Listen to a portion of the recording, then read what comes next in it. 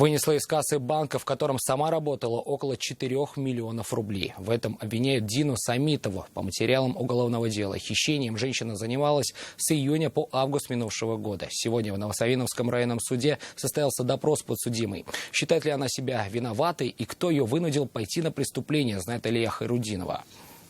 Доступ в хранилище имела я, начальник доп. Офиса. То есть я как материально ответственное лицо.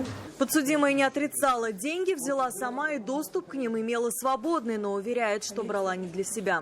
На такой шаг ее, признается, вынудили пойти. Женщина рассказала, что познакомилась в интернете с мужчиной. Общались всего 2 месяца, но за это время он успел войти к ней в доверие. Поначалу человек показался мне очень положительным, потому что он говорил то, что он набожный, ходит в мечеть. У подсудимой на тот момент были финансовые трудности. То есть мне был долг, отдать нужно было. И я искала дополнительный источник заработка.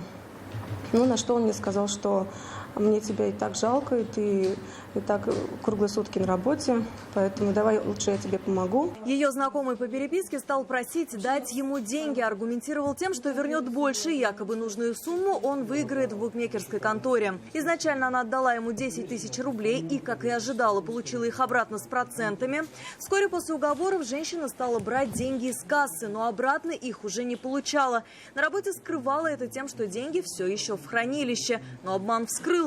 В отношении женщины возбудили уголовное дело по статье «Присвоение или растрата». На данный момент сейчас я работаю индивидуальным предпринимателем в службе такси.